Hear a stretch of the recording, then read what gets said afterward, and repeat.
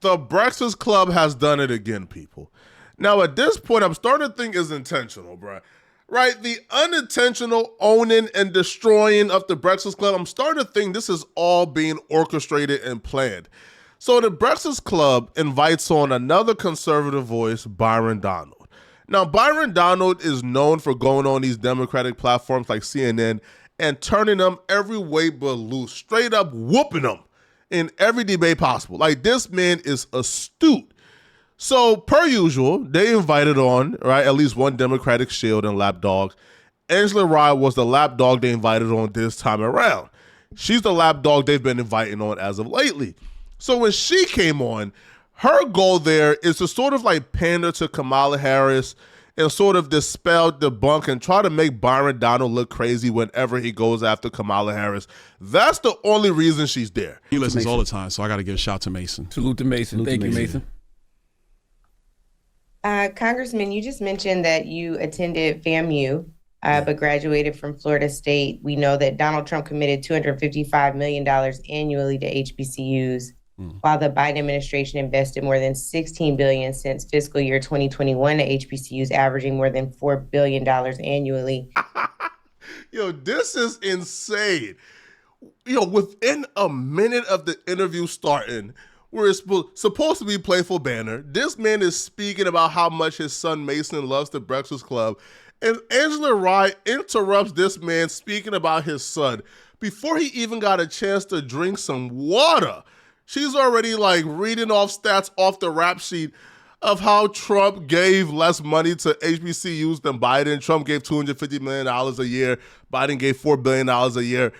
And he's like, bro, like, yo, bro, can I drink some water? Bro, Biden isn't even running for president. Like, yo, can I drink some water right now, bro? Like, but it just goes to show, bro, like how eager, right, Angela Rye is to spew off whatever agenda she's here to spew off, bro.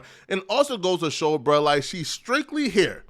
She's only here, right, to be a Democratic shield. Because it makes no sense, bro. Yo, you can't even have a playful banner, bro, 1 minute into an interview, bro. Right? But then they go ahead and starts to, like, attack him for, I guess, being pro-Trump. They start off with the Trump is racist nonsense, and he cooks them. I mean, he cooks them. Let me ask you a question, right? Yeah. So, I want to go back a little bit. So you were arrested before for marijuana. Yeah. You're arrested for bank fraud. Yeah. You're also of Caribbean descent. Yeah. Jamaican. Yeah. When you hear Donald Trump talk about some of the other brothers that were arrested and taking out that full ad in the paper, or you hear them talking about Haitian people eating dogs and cats, you still stand by them and what they believe? And if you do, why? Oh, what a perfect idea. Applying today's standards to actions from yesteryears. Let's apply that evenly. It's such a brilliant idea. Let's go down the line and apply that to everyone, not just Trump. Trump was wrong for asking for innocent men to go to prison. The Central Park Five was innocent, but Trump didn't know that. The news was reporting that they confessed to the most heinous actions ever. Trump was wrong. He got to eat that. But you know what's worse than Trump asking for innocent men to go to prison? Kamala Harris actually locking up innocent men, finding out they were innocent and doing everything in her power to keep them in prison. That's what's worse than Trump asking for innocent men to go to prison. Or if we're judging people by today's standards, well, let's judge Kamala Harris by her own standards today. Kamala Harris is doing interviews left and right claiming how people should not be in prison for nonviolent marijuana charges. Kamala Harris was locking up people in the masses for nonviolent marijuana charges in her heyday. So let's judge her by her standards today. In her heyday, she was evil by her standards. You see how that's really dumb? But he cooks them though. Like he gives them everything they are asking for. I'm just adding whatever I have to add. Well, a couple things. Because you were given a second chance. Because like you should have been. But yeah. Why do you still stand by them if you do? Well, I think you also got to acknowledge that when he was president, he also did the First Step Act, which undid a lot of the issues with the '94 crime bill that a lot of politicians, including the current president, were for. He undid that when he was president of the United States. I think second chances are important in society. I think everybody's afforded them. What happened with the Central Park Five, I was probably 6th, 7th grade, 8th grade when that was going down in New York. Yep. I can't really speak to that. But what I also It was all over the paper. I know it was everywhere. You couldn't escape We're it. around It was, the same it was, age, so we seen it everywhere. You couldn't in New escape York. it. Mhm. But what I would also add is that in 2000, Donald Trump was a member of the Reform Party. Most people don't talk about this. He was a member of the Reform Party. When David Duke joined the Reform Party, he left. And he famously said, I can't be associated with that party because they let David Duke come in. That man is a Klansman. When he bought Mar-a-Lago, he desegregated Mar-a-Lago. But at the time when he bought it, only white people were allowed in Mar-a-Lago. He desegregated that, allowed black people and Jewish people to be a part of Mar-a-Lago. So I think that when you start going down the road of the past, you have to take a man in his totality. The most hilarious part of this interview is whenever he cooks or he sounds a little bit too reasonable, they quickly pivot onto something else. So once he debunks the Trump thing, they didn't even offer up a response or retort. They just quickly moved on to something else they feel like they had a gotcha on, right? And that's what's currently wrong with these interviews I see when the Breakfast Club brings on a conservative voice. It's all about a gotcha moment, opposed to actually having meaningful conversations. So I guess Angela Rice thought, okay, I probably can't prove that Trump is racist. Now I'll be real, right? Like, do I think that Trump is a good person? Probably not. None of us are good people. I'm a bad person. You're a bad person. We're all bad people. By our definition and standards of good and bad, we're all bad people. So nobody is a good person in my eyes, right? Or very few people are good people. So is Trump a bad person? Probably. But is he a racist? Probably not. And that's fine, right? It's his right to be a bad person. Just don't try to paint him as a racist, right? So they pivot to a particular argument they believe they could get him on, which is January 6th. Now, I'll be real. He offers up the best defense of Trump's actions on January 6th. Because I'm not somebody who would ever offer up a defense for what Trump did on January 6th.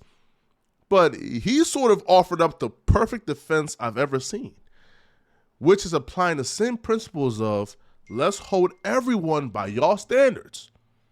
Let's hold everyone by the same standards you're trying to hold Trump for.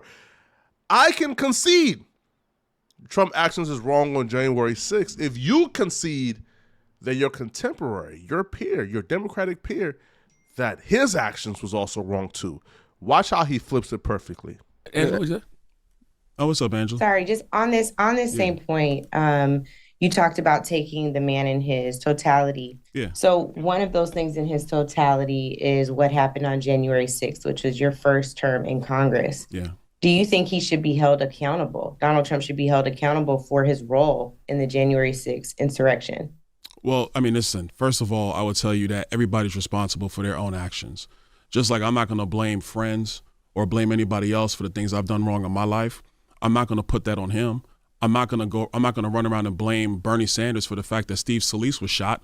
Because if you go back and look at when Steve Scalise, who's the current leader in the House of Representatives, who almost died at a congressional baseball practice. Hold on, I'm going to explain this. So I'm going to come back to January 6th.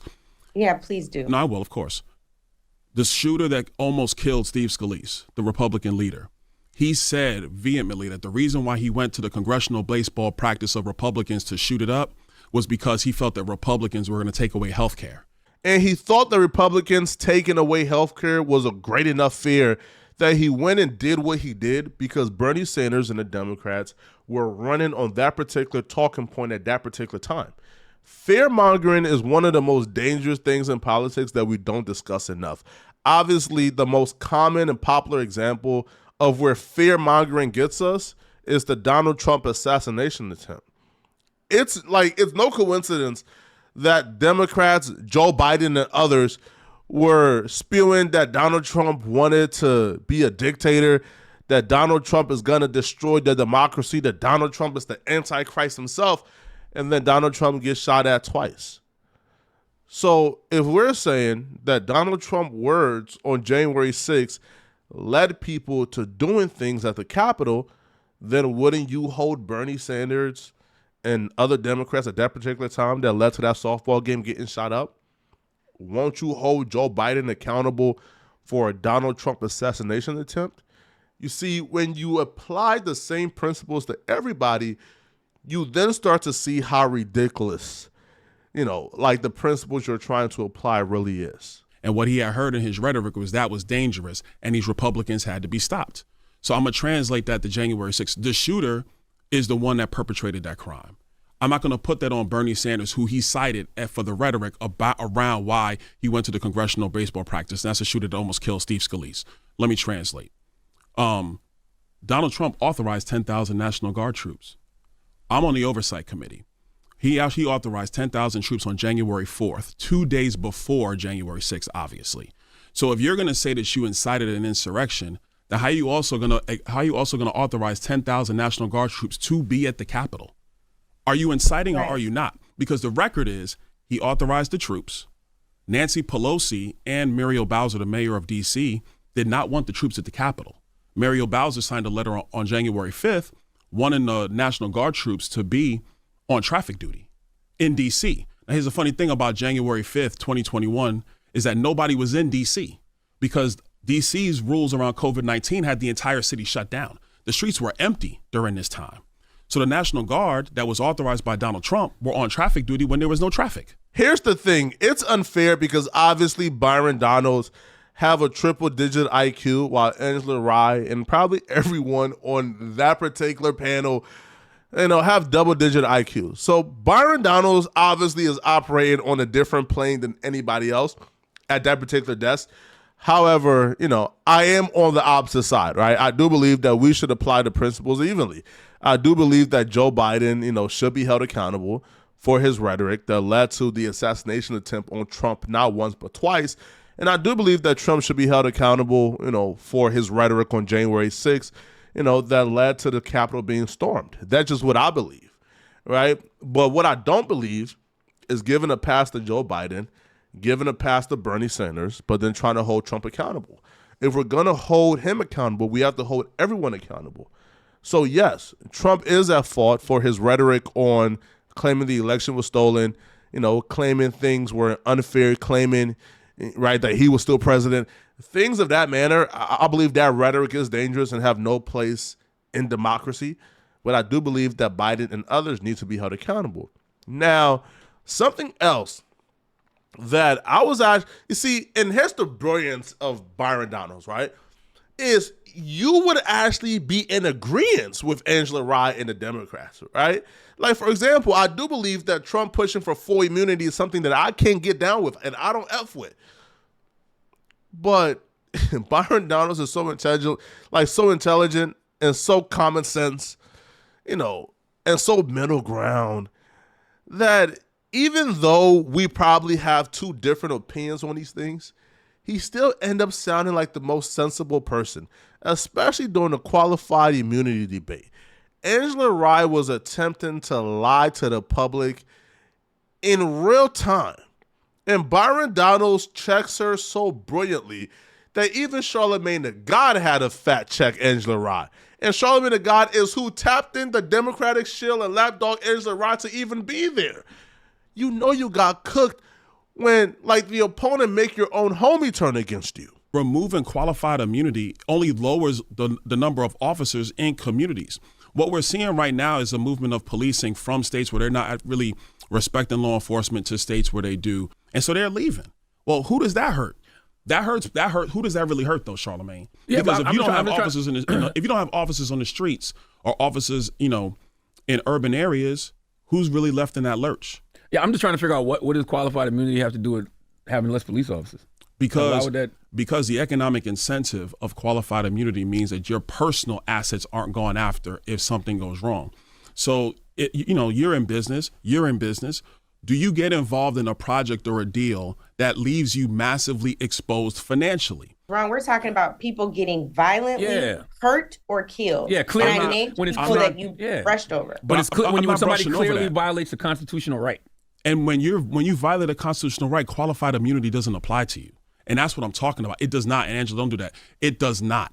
I thought that was the definition. I thought that was the definition. No, it does not. I thought that was the definition of qualified immunity. If you carry yourself outside of the confines of your training and the protocols of that department, qualified immunity doesn't apply to you. It does not. That's not true. That is very true. That is very true. That is patently false. It's patently true, and we need to make sure we have that accurate. We cannot make that statement. Charlamagne the God and Angela Rye is arguing with this man. Angela Rye specifically is adamant, no, you're wrong, no, you're wrong. Qualified immunity does protect you if you act out of a reasonable scope of your duty and you break the Constitution and you just outright violate the law. That's not, it literally doesn't. But Angela Rye either A, doesn't know this, or two, Angela Rye knows this but understands, that we have to keep the fear-mongering going, bruh. We have to fear-monger to the American public and tell, apparently urban environments, bruh, hey, Trump won qualified immunity, bruh. Trump is saying it's legal for a police to come into your neighborhood, break every law possible, murder you, and get off free. That's not what that is.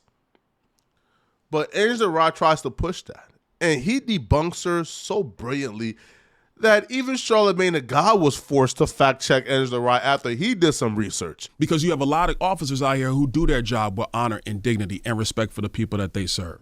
Listen, qualified immunity is a legal doctrine that protects government officials from civil lawsuits when they perform their jobs unless they clearly violate a constitutional right. That's exactly what I'm saying. And what is a violation of that right is when they're outside the norms of their training and the protocols of that department or that agency. But here's the main thing, because we can actually go past qualified immunity because this is the place where you've refused to answer. Hey, you debunked me. So here's the main thing. See what she pivots whenever he debunks. Whenever he just makes her look stupid, she now debunks to something else. And that's all she did throughout this entire interview, bro. At some point, bro, I think that Envy and Charlamagne the God was watching this happen. Like, we would never have her back again. She needs to go. This is just sad. It's sad, it's sad, it's sad. All right, but if you think that was bad, wait till you hear what's next. All right, so apparently this dude right here knows this stuff, all right? Because right? He's in Congress, he knows this stuff. So he makes a bold statement that would appear to be bold, in the immediate reaction. He said Kamala Harris is responsible for the inflation in the United States currently. We thought, that's a bold claim. And as you know, Charlamagne the God is pro Kamala Harris. He works for the campaign. He has admitted that he was on a campaign trail with Kamala Harris. And Angela Rye comes in whenever there's a political guest in order to protect Kamala. So for him to say that, there was going to be some fireworks. And instantly, she calls him a liar, says, he's going too far. So he provided the facts. Are we thriving? Are members in your state? We're not really thriving right now. This inflation, which by the way was brought to us by Kamala Harris, has really slowed down people from being able to excel. By Kamala? Yes. The vice president. Charlamagne. It's still the president. Charlamagne, listen, man. When Joe Biden wanted to do his American Rescue Plan, Kamala Harris was the tie-breaking vote in the United States Senate. She broke the tie that started this inflation that has hurt so many people in our country. Everybody listening to your show. It's not true? First of all, it's you sure you want to go there? Tie-breaking vote. You sure you want to go there? Go outside, Congressman, when you go outside. You sure you want to go there? Okay, let's go there. You had it. You got notes. You got notes, Angela Rye. That's fine. I have notes I'm too. I'm gonna give it to Charlamagne. Note I have today I'm gonna give it to Charlamagne. Is that on I don't every even want question to I've asked, because Angela, hold on now. For every infrastructure project in your community, you can go to third page just to highlight a portion. Joe Biden and Kamala Harris and the Congress that voted for the American Rescue Plan. What y'all can see on your screen is he pulls out the receipts from out of his coat. He pulls it out, hands it over to Charlamagne the God. Now, Angela Rye sees this and she realizes, Kamala Harris is about to be exposed, and she just starts filibustering, man. She just starts talking over him, filibustering, begging him not to go there, begging him to pivot, trying to redirect the conversation, because she realizes, bruh, you can't get out of this, bruh. The American people gonna hear this, bruh. The black folks watching this gonna hear this, bruh. That the person responsible, bruh, for their rent gouging up by 2,000% is Kamala Harris. Right? So she just starts filibustering, talking fast, talking over everybody. But he still gets his point off, and he still proves Kamala Harris is responsible. Angela, that's what should be happening. Larry Summers wrote an op-ed back in 2021. Larry Summers was the Treasury Secretary for Bill Clinton. He was an economic advisor to Barack Obama. He said that the American Rescue Plan that Joe Biden wanted, that Kamala Harris was the tie-breaking vote in the United States Senate, would create a massive inflation that we have not seen in a generation. Well, guess what? Larry Summers was correct. You know who also was correct, Angela? I was, because I was in the budget committee when they brought the bill. And I said in that committee, it's going to cause massive inflation. That's what happened. So the problem we have in our economy today is that prices have gone up massively. Wages adjusted for inflation is down. People's pocketbooks are hurting. But we have a presidential election in 40 days. So, and I'm gonna ask Envy this question. Envy, you're in the housing business as well. I know because I listen to the show. Interviewed. No, I'm just asking them a question. Chill, Angela. So I listen to the show. I know you do a lot of business in housing. Mm-hmm. Would you hire somebody that broke up stuff in one of your houses to fix the other houses? No. Exactly. She broke the economy. I'm not going to do this morning, Byron. Why are you not going to do this, Angela? Because I'm bringing facts. Hold on now. So now I'm bringing facts and you don't want to do it no more? Come on now, Angela. That's not right. I'm bringing facts. I thought we were going to have a fact-based conversation. I want to have a fact-based conversation. You wanted to bring up votes. And so let's talk about votes. I was watching stunned. I said, this is allowed? Like the Breakfast Club is going to allow her to do this? This man is giving important information to the American people, and she's like redirecting the conversation and refusing him to speak on it. Like, don't y'all see, if I'm the Breakfast Club, I'm like, yo, don't y'all see how this right here reflects poorly on y'all? Like, don't y'all see how people is watching this like, yo, or is the Breakfast Club compromised? Are they not allowed to speak on Kamala Harris' voting record? And they allow Angela Rye to sort of hijack the entire interview, redirect the conversation, refuse to let him get his point off. So we never got down to the truth. If the point of these interviews is for us to receive the information that we need, y'all think it's cool and it's thorough to allow Angela Rye to hijack the interview, cut him off right when he's about to expose Kamala Harris and move on to something else to attack him? Yo, this is sickening, man. Y'all let me know in the comment section, what do you guys think, bro? I yearn for the day, bro, that I get a fair, unbiased, real interview on the Breakfast Club, bro. At this point, bro, yo, they're committed to bringing Angela Rye. They're committed to working on behalf of the Democrats, bro. And we will never get just a fair, unbiased interview, bro. Because they don't act this way when they bring on a Democrat now. Right? The closest was Jill Stein, and she's the Green Party. Like, that was the closest pushback to any radical person on the left. Y'all let me know in the comment section, what do you guys think about this, all right? And if you're still watching this, man, click on this video somewhere on my screen, somewhere here, to find out why Diddy is in more trouble than we know. Apparently, the Diddy Epstein list is dropping soon. Click on this video here to find out who might be on that list. I'm going to see you guys in this video. I'm out of here, folks. Peace.